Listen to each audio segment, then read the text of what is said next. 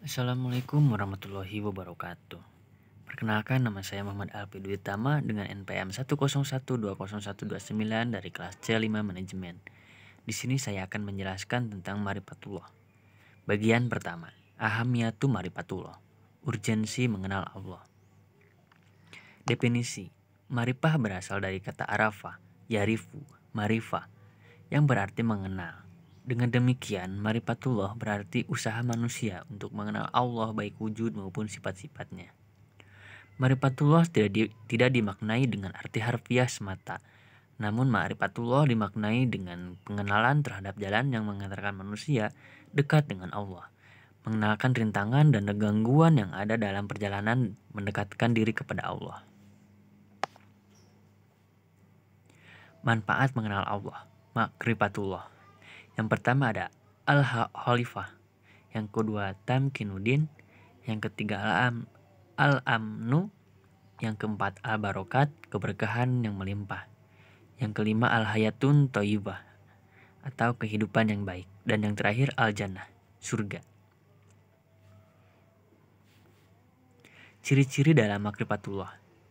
Seseorang dianggap Makrifatullah mengenal Allah Subhanahu wa taala jika ia telah mengenali yang pertama asma-asma Allah atau nama-nama Allah Subhanahu wa taala, sifat-sifat Allah Subhanahu wa taala, perbuatan Allah Subhanahu wa taala yang terlihat dalam ciptaan dan tersebar dalam kehidupan alam ini.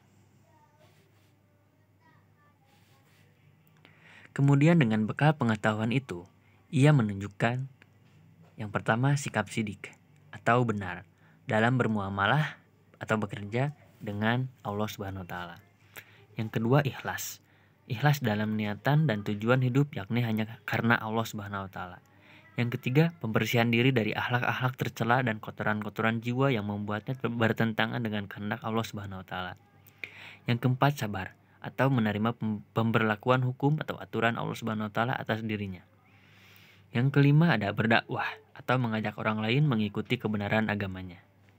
Yang terakhir, membersihkan dakwahnya itu dari pengaruh perasaan, logika, dan subjektivitas siapapun. Ia hanya menyerukan ajaran agama Islam seperti yang pernah diajarkan Rasulullah SAW. Dukungan dalil yang kuat. Yang pertama ada dalil nakli, yang kedua ada dalil akli, dan yang terakhir dalil fitrah.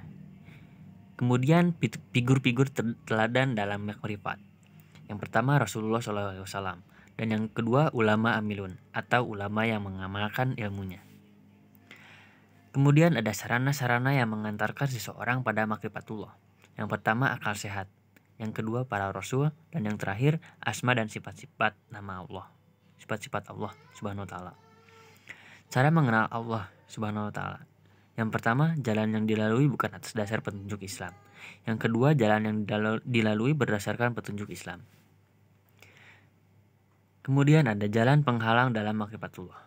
Yang pertama ada al-kubru, kemudian al-julmu, jolim, yang ketiga al-kajiwu, dusta, yang keempat al-fusuku atau fasik, yang kelima al-kufru atau ingkar, yang keenam al-fasadu atau fasad, yang ketujuh ada al-goplah atau lengah, yang kedelapan al-kasru ma'asi, banyak berbuat durhaka, dan yang terakhir al-irtiyab atau ragu-ragu. Ma'rifatullah bagian kedua, at-thoriq ila ma'rifatullah, cara menuju ma'rifatullah. Jalan menuju pengenalan terhadap Allah Subhanahu wa taala. Yang pertama ada melalui ayat Allah Subhanahu wa taala. Yang pertama ada ayat kauliyah, yang kedua ada ayat kauniyah. Kemudian melalui metode Islam. Yang pertama dengan nakal dan akal. Yang kedua membenarkan, dan yang terakhir menghasilkan iman. Kemudian ada melalui metode selain Islam. Yang pertama ada dugaan dan hawa nafsu, yang kedua ada ragu-ragu, dan yang terakhir berakibat kufur. Ma'rifatullah bagian ketiga, al-manawi min ma'rifatillah, penghalang-penghalang mengenal Allah. Yang pertama ada maradus syahwat. Maradus syahwat ini terbagi menjadi 5. Yang pertama ada al-fisku, kefasikan. Yang kedua al-kibru atau kesombongan. Yang ketiga ada al-julmu atau kezoliman. Yang keempat ada al-kizbu, yaitu kedustaan. Dan yang terakhir kasratul ma'asi, banyak melakukan perbuatan maksiat. Yang kedua ada maradu asyubah. Maradu asyubah ini ada 4 poin, yaitu poin pertama al-jahlu, atau kejahilan atau kebodohan. Yang kedua al-irtiyab, atau keraguan-raguan. Yang ketiga al-inhirab, atau penyimpangan. Dan yang terakhir al-ghaflah, kelalaian. Ma'rifatullah bagian keempat. Al-adillah ala wujudillah, bukti keberadaan Allah. Eksistensi Allah. Keberadaan Allah, Tuhan yang telah menciptakan dan memelihara alam semesta dengan kekuasaan dan kasih sayangnya, adalah hal yang tak terbantahkan. Eksistensi Allah Ta'ala ditunjukkan oleh beberapa dalil berikut ini. Yang pertama ada dalilul fitri, atau dalil fitrah.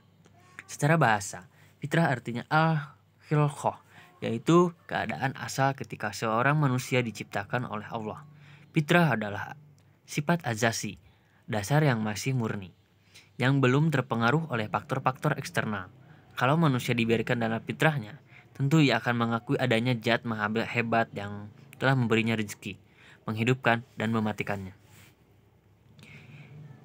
Yang selanjutnya ada ad-dalilul hissi, dalil yang dapat diindra. Ada bukti-bukti keberadaan Allah Ta'ala yang dapat dilihat, dirasai atau disentuh oleh indera manusia. Biasanya berupa kejadian luar biasa yang terjadi di tengah-tengah umat manusia. Di antaranya adalah mukjizat para nabi dan rasul yang telah disaksikan oleh manusia sampai sekarang. Kemudian ada ad-dalilul akli, dalil yang dapat oleh akal. Bukti rasional atau akal yang digunakan untuk merenungkan keadaan diri manusia. Alam semesta, dia dapat membuktikannya adanya Tuhan. Kemudian ad-dalilul nakli, nas. Dalil nakli adalah dalil pembuktian akan keberadaan dengan merujuk petunjuk kitab suci. Dengan fitrah, manusia mengakui adanya Tuhan, dan dengan akal bisa membuktikannya. Namun, manusia tetap membutuhkan informasi dari Allah Subhanahu wa Ta'ala untuk mengenal zatnya, yaitu dalil nakli, Al-Quran dan As-Sunnah, untuk membimbing manusia mengenal Tuhan yang sebenarnya. Sebab akal dan fitrah tidak bisa menjelaskan siapa Tuhan yang sebenarnya. Kemudian ada ad-dalilul tariq, dalil sejarah. Eksistensi Allah Ta'ala telah diberitakan sepanjang sejarah manusia, mulai dari masa manusia pertama Adam alaihissalam hingga Rasulullah terakhir Muhammad sallallahu alaihi wasallam.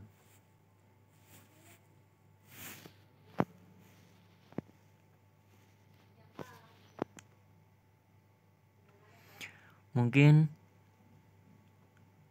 cukup sekian dari penjelasan saya. Mohon maaf apabila ada kekurangan dan kesalahan.